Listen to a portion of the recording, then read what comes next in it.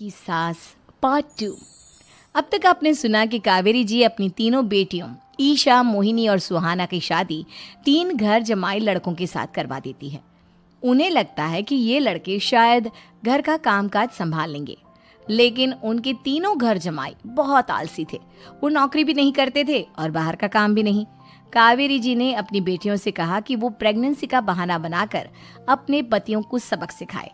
अब सुनिए आगे। मम्मी, आपने जैसा कहा था हमने वैसा ही किया, लेकिन देखिए ना, विवेक का हाल तो वैसा का वैसा ही है। घर में ना सुबह का नाश्ता बनता है और ना खाना। नौकरी पर जाने की बात करूं तो खाने को दौड़ते हैं मुझे। हाँ मम्मी, मैंने भी सुमित को कितनी बार कहा कि अगर नौकरी नहीं करनी तो कोई छोटी सी दुकान ही खोल लो। घर का खर्चा कैसे चलेगा? देखो दोपहर के 12 बजने आए और जनाब अभी तक सो रहे हैं। हाँ मम्मी, ईशा और सुहाना ठीक कहती हैं। अविनाश का भी यही हाल है।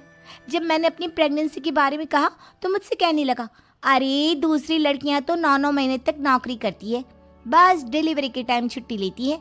मोहिनी, तुम भी नौकरी करो। अब मुझे कहाँ नौकरी मिलेगी? मम्मी बताओ अब मैं क्या करूँ? हे भगवान, क्या सोचकर घर जमाई दामाद लाई थी मैं कि मेरी बेटियां मेरे पास रहेंगी और खुश रहेंगी, लेकिन इन आलसी दामादों ने तो हमारी जिंदगी को भी प्रॉब्लम में डाल दिया है। मैं तो कहती हूँ मम्मी, हम लोग वापस अपनी जॉब पर जाना शुरू कर देते हैं। बता देते हैं इन लोगों को कि हमने प्रेगनेंसी का बहाना किया है। नहीं नहीं बेटा, ऐसी गलती भी मत करना। अगर तुमने ऐसा किया तो इन तीनों की आदत और ख़राब हो जाएगी। अरे आज नहीं तो कल कभी तो तुम प्रेग्नेंट होगी, तब वापस यही प्रॉब्लम आएगी। तब क्या करोगी तुम तीनों? हाँ मम्मी, आपकी बात तो बिल्कुल सही है। इन लोगों को तो सुधारना ही पड़ेगा। लेकिन कैसे? अपने बच्चों के आने की खबर सुनकर भी इन लोगों पर कोई असर नहीं हो रहा। पैसे कमाने के लिए घर से बाहर निकलना ही नहीं चाहते ये तीनों। अब मेरे दिमाग में एक प्लान आया है। तुम तीनों चिंता मत करो, उन तीनों को बुलाओ, फिर मैं बात करती हूँ। थोड़ी देर बाद कावेरी जी अपने तीनों दामादों को सामने बुलाकर अपनी बात कहना शुरू करती हैं। अविनाश, सुमित और विवेक, देखो बेटा, मैं ना तुम तीनों से बड़ा प्यार करती हूँ, इसीलिए तो तुम्हें घर जमाई बना कर रखा है मैंने। अरे मम्मी जी, सीधे सीधे कहिए ना, क्या बात है? प्यार तो हम भी आपको बहुत करते हैं। अरे मम्मी जी, आपकी इज्जत भी बहुत करते हैं। अरे भाई, आपके जैसी सास और कमाने वाली बीवी सबको मिलती है क्या? हाँ मम्मी, विवेक और सुमित ठीक कह रहे हैं। आपकी बेटी से शादी करके मेरी तो ज़िंदगी ही अच्छी हो गई है। जानती हूँ मैं, और ये भी जानती हूँ कि तुम तीनों अपने अपनी बीवियों से बहुत प्यार करते हो।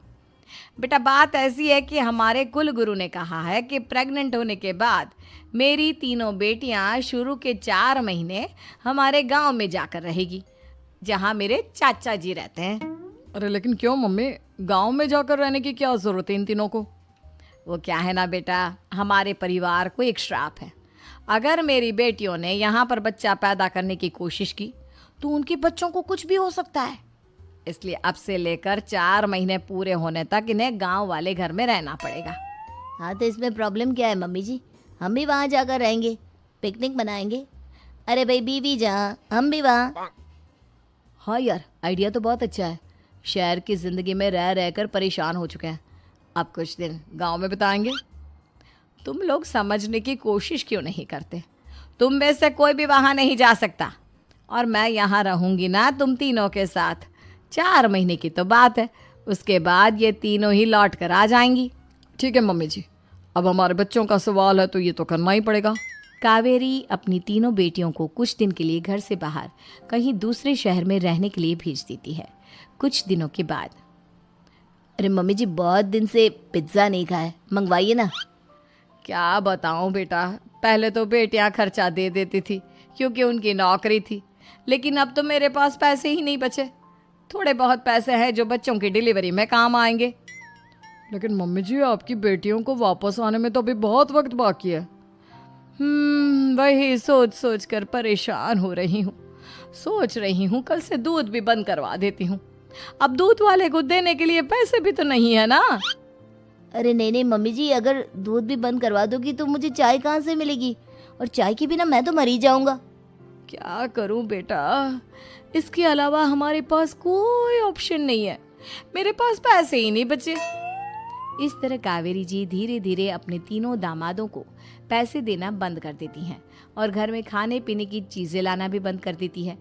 अब वो तीनों बुरी तरह से परेशान होने लगे थे और इसलिए एक दिन तीनों प्लान करके घर से बाहर निकलते हैं और बाजार में जाने के बाद यार अच्छा खाना खाए हुए कितने दिन हो गए, पता नहीं कब अच्छा खाना मिलेगा। हमारी बीवियों के जाने के बाद तो हमारी हालत भिखारियों जैसी हो गई है यार। कुछ भी हो, मुझे तो आज पिज्जा खाना ही खाना है। जेब में 1 रुपया नहीं और पिज्जा खाएगा, कहाँ से आएंगे पैसे? अरे देख वहाँ सामने बोर्ड पर क्या लिखा हुआ है, कंप्यूटर पर काम करने के लिए एक आदमी की आवश्यकता है। भाई मैं तो जा रहा हूँ, काम करूँगा और शाम तक पैसे लाकर आराम से पिज्ज़ा खाऊंगा। जा जा, तुझे कोई काम नहीं देने वाला, हम तो घर जा रहे हैं। चल भाई सुमित। सुमित और अविनाश वहाँ से चले जाते हैं और विवेक उस कंप्यूटर शॉप पर सारा दिन काम करके 5,000 रुपये कमा कर घर लौट कर आता है और अपने खाने के लिए अच्छी अच्छी चीज़ें भी लेकर आता है। ये देखकर विवेक और सुमित के दिल में भी कुछ पैसे कमाने की इच्छा जागती है। अरे सुबह सुबह कहाँ चल दिए तुम? मम्मी जी एक बहुत अच्छी जगह मिली है, कंप्यूटर पर काम करने के 5,000 मिले थे कल मुझे। अगर रोज काम करूंगा तो पूरे 40,000 की तनख्वाह। अरे वाह, ये तो बहुत अच्छी बात है दामाद जी।